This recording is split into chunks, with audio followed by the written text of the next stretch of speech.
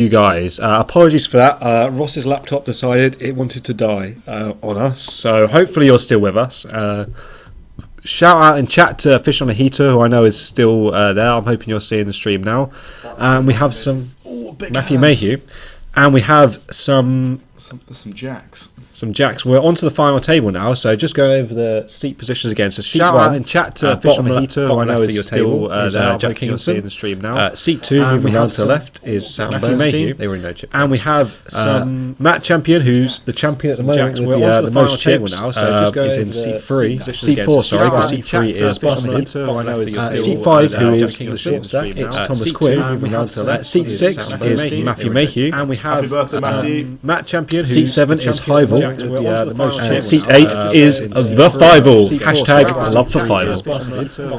Seat 5 High Fival. It's Thomas Quinn. Seat 6 is Matthew Mayhew. So it looks like we've got some action here between Seat 6 and Seat 7. Seat 8 is the Fival. Hashtag Jack's here. Need to go to the High Fival cam's completely off. Seat 6 when did you fix it? So it looks like we've got some action here between Seat 6 and Seat 7. Okay, so we can't actually see the cards at the moment. Apparently, Killer fixed it, so we should have that. Yeah, wait a minute. It's looking at the edge of the table. Okay, cool. It will be fixed in a minute. But Jax took it down. Hival takes a pot off Matthew Mayhew, building his stack. He should be now. Okay, so we can't actually see the cards at the moment. Apparently, Killer fixed it, so we should have that. Can you mute your laptop, please? It's looking at the edge of the table. Oh, yeah, sorry, yeah, I know what's happening. It will be fixed. My apologies. But Jax took it down. Hival takes a pot. Yeah, I think we've said that about 6 times on here. that should have fixed it. Seismic Bob, so you shouldn't hear it anymore in the background. I think you fixed the flop cam right on cue. Perfect. WP. 10 minutes in the past. We're living 10 minutes in the past. 15 minutes in the past, actually. So we move on now. So here we go. Button on seat 2. Small blind is seat 4, seat 5. Blinds are 2K, 4K, 590 if you can see that below. Yep. Action is going to be on Matthew Mayhew to start here. They're very, very shallow, this final table. What's the average stack, big blind wise?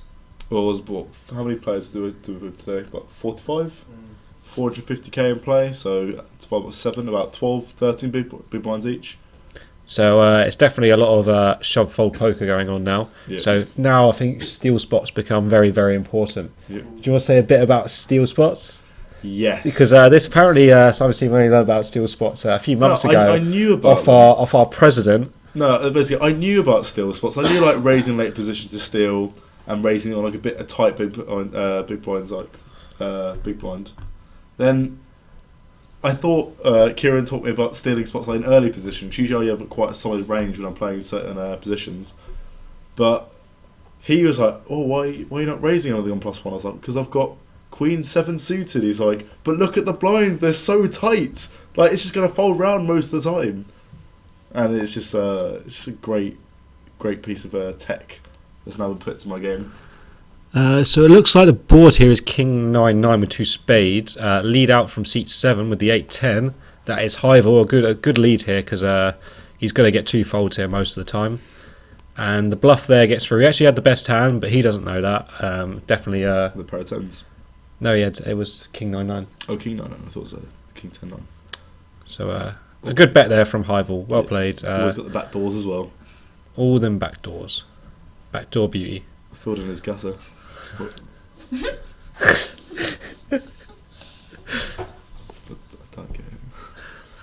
So we're going to have the blinds on seat 6 and seat 7, which is Matthew Mayhew and Hival, and on Fival, and the action's going to be on him. I haven't actually seen a Fival play. I know some people saw him on the stream earlier, so earlier this year. So hopefully we'll see some good play out of him. Action is on him first. Bob giving us the thumbs up there. Yep. Fival not quite got his cards on the hole right there. Yep. So where's action started from? Seat 8. Seat 8. Which is Fival, and he's going to pass. Yep. It was 10-8 suited. Oh, love that spot. Round to seat 4. Love that hand. On the button with King 9. Lots of raise here.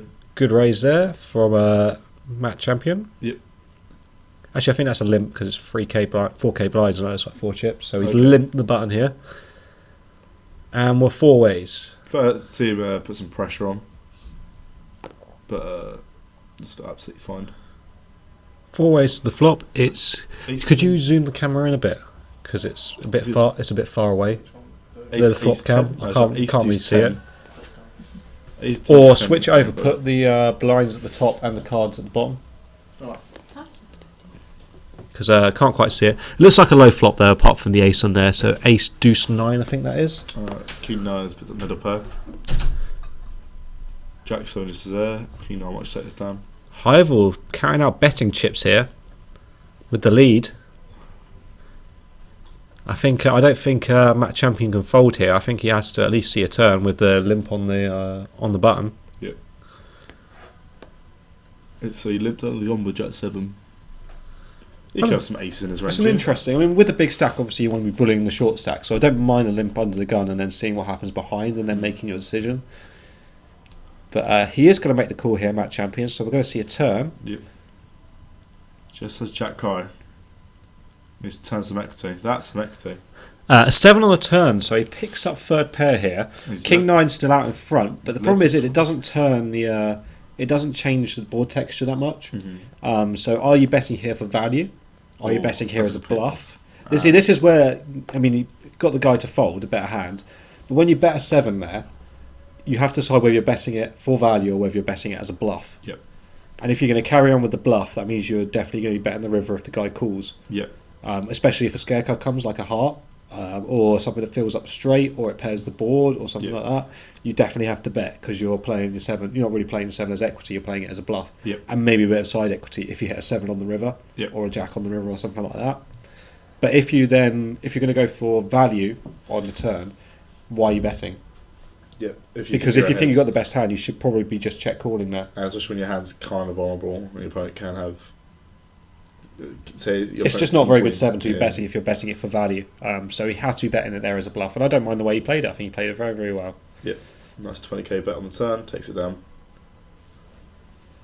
You make them a believer by betting twice. It is. It's like online. Sometimes you have to bet twice. Yeah. Can you go through who's in what seats, missed on the downtime? Yeah, no problem, Sergeant Bob. So in seat 1, we have Jack Higginson, the Simon Steedman's protege. In seat 2, we have the nicest guy in society. It's Sam Bernstein. And seat 4, we have the champion of the world. It's Matt Champion. And seat 5 is I can't really think of a line for Tom Quinn. There is only one. Oh, the professor. The professor, Tom Quinn.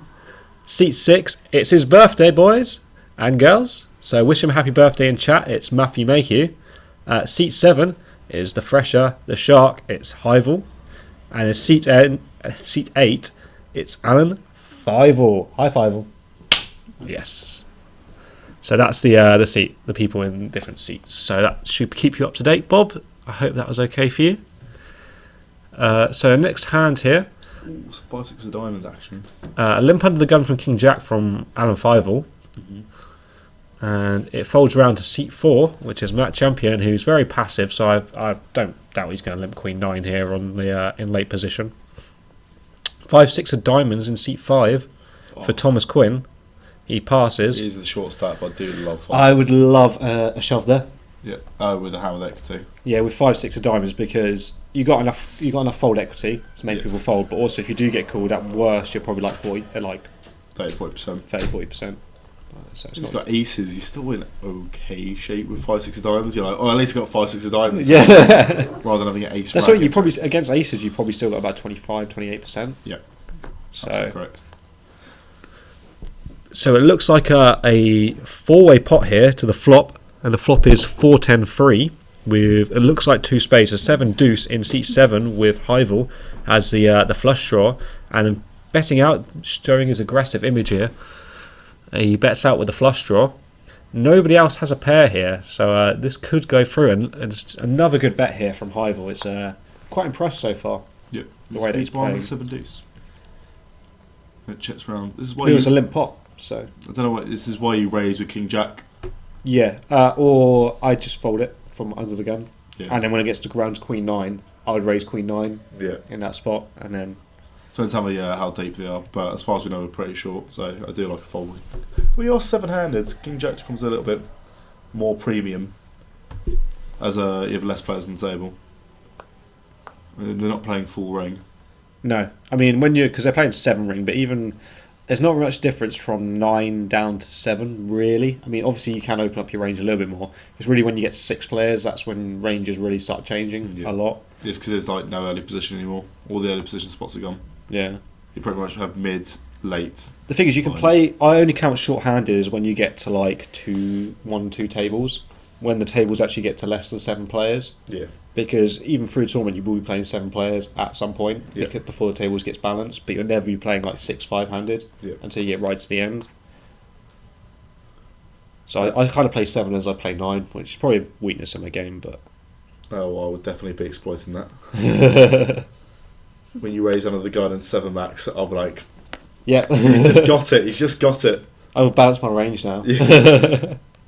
See these hands. The button starting on seat 6, which is Matthew Makey, and 5 will be, and seat 8 will be in the big blind.